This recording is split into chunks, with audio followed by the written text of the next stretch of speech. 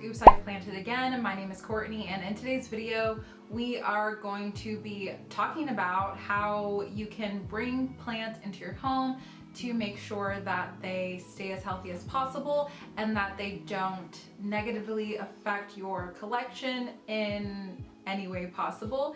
And basically this is just a preventative thing that I've learned over the years that I think has been really helpful, and I kind of want to share my system with you on how I bring new plants into my home. And this is whether I'm getting them online from somebody locally or from plant stores, nurseries, or even big box stores. So let's dive right in. The first thing I do when I bring a new plant home is to recheck for pests. Now normally at the store I am looking, or when I get it from a personal seller, I'm checking out the plant and being mindful of pests and just looking at the damage, or if there is any damage or anything like that. I'm checking it usually when I first get it, but when I get home and I'm in my own lighting, I'm in my house, I want to recheck for pests. So I will check the leaves, I will check the soil, and I will check the container that it came in, because just because there's nothing on the leaves doesn't mean there's nothing in the soil. Just because there is something in the soil doesn't necessarily mean there's something on the leaves, but things that are normally in the soil can go up to the leaves. It just depends on the type of pest. Like something you want to look out for is fungus gnats. Usually from big box stores, because they don't really take care of their plants like a nursery would or a personal plant seller or from a plant shop online, you really want to check for fungus gnats. That's usually one of the biggest things. However, don't be afraid of them. It's inevitable when you have plants. You'll definitely run into it at any stage of your plant journey, and it's definitely something that you can take care of. So I always recheck again once I get home. So the second thing I do is to check the soil. Now when I'm talking about checking the soil in this step, I am looking for the medium. So it doesn't necessarily have to be the soil, but you're checking the medium that the plant came in. So a lot of times, for example, at big box stores, they will have these things called mesh plugs, and that's how some of the plants are propagated and grown, and then they just stick the mesh plug in the plant into a pot of soil and you can't see it. You can't see it. So that is a reason why you would want to repot when you get home. Me personally, I am lazy. I'm lazy, and I normally won't repot until after the isolation period, just because I'm usually getting more than one plant at a time. And it definitely just depends on the type of plant and your energy towards it. But either way, you should check the soil, look for mesh plugs, look at the medium. If it's a medium that you don't like or that you're not a fan of, I would change it at this stage as soon as you get it home, just so it can start growing in that medium. However, if that makes you uncomfortable and you don't want to be worried about switching the medium so quickly, depending on how long it's been growing in the other medium, then you can just keep it and just be mindful of that and know that you want to transition it to a different medium. But for me personally, I don't repot as soon as I get home because I am lazy and I like to wait. And it also depends if I'm getting it from a personal seller versus a store, a plant shop, nursery. They all grow plants a lot differently. So from a big box store, I normally will repot after the isolation period. Normally from personal sellers, I won't repot because I feel like they care more about their growing mediums, and I've gotten some great mediums mixtures that I really liked.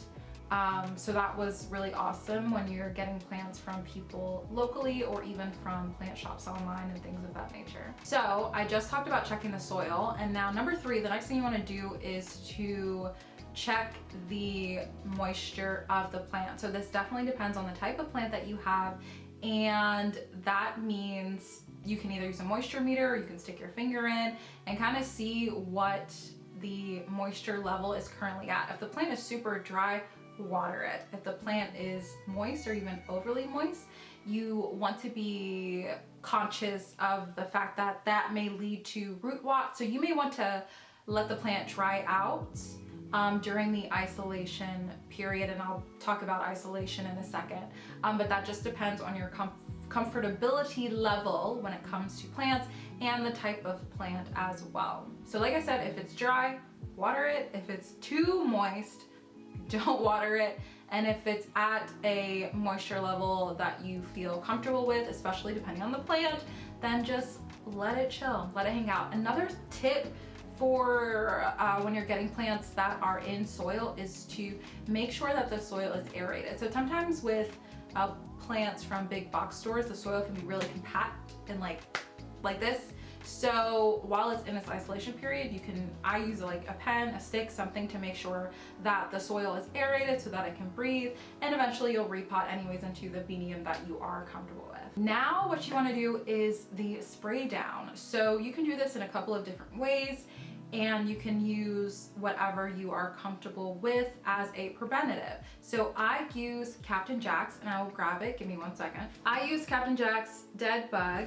And this is a concentrate, so you mix it with water, and I will either use a spray bottle to spray down the leaves and the soil, or I will get like my big heavy duty sprayer if I get a bunch of plants at one time, put them in the tub or take them outside and spray all of the leaves down and spray the soil as well. And this for me makes me feel more comfortable when bringing new plants into my house. On the bottle it says kills bagworms, spores, beetles, caterpillars, coating moth, gypsy moth, lots of stuff. I really like this stuff, and I will link it below. I don't know if I already have it linked below because it's something that I use a lot, but I will link it below for you in the description box. I really like this stuff, and it lasts a long time. I got this a couple of months ago, and I'm not even like halfway, and I have a lot of plants that I spray, but that initial spray, I am spraying. When I tell you I'm spraying, okay? You can spray this stuff. I spray it, and I like it, and I feel like it has been really, really helpful. So the reason you want to use something like Captain Jack's or some type of preventative is to just help lower the risk of pests, basically because pests can literally ruin your entire fucking collection.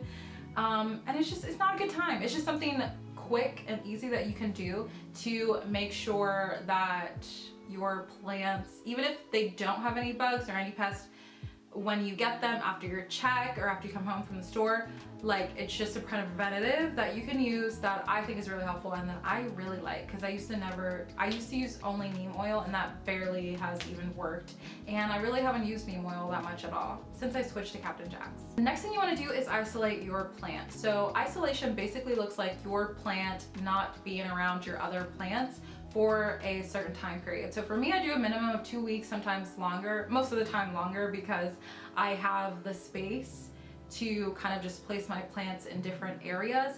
And another thing with isolation is that even if you get a bunch of new plants at one time, I don't let those plants touch each other either. I try to be really conscious of like my plants touching each other, because I'm working with plants to grow for the store and then my personal collection. So it really just depends on your comfortability level with your plants. So even if I get a bunch of plants that are new, even if I got them from the same person, I will still make sure that those plants are isolated from each other and isolated from my collection. So like I said, I do a minimum of 2 weeks, sometimes longer, just because I have the space available. But this is just to make sure that preventative is kicking in and lowering the risk of pests or anything transferring to your collection. So the last thing is integrating that new plant into your collection, placing it where you feel most comfortable, where it's giving you the vibe, making sure the light's good, if it needs humidity, all things of that nature. Check the watering when you reintegrate. And also, if you didn't repot like me and you're lazy like me, I just repotting is a whole other thing. This would be the time for you to repot and just be mindful of the medium that you're using and whatever you're comfortable with using. I like to repot with my own soil mix. Right now I'm using regular garden soil, orchid mix, leca, perlite, and sometimes a little bit of moss. But this is when I'll do it after the isolation period, and then I integrate it into my plant collection. And it's that easy. It sounds like a lot of work, but it honestly isn't. It takes me like a couple of minutes to do all of these things, and then I just let it chill for 2 weeks, and then I just place it wherever I want to place it in my house. and whether that is in my plant room for things that I'm working on propagating and growing for the store or for my personal collection. I hope this video was helpful, and if you have any questions about this topic specifically or any other questions at all, make sure you drop them in the comments below. I want to thank you so much for watching today's video, and I will see you in the next one.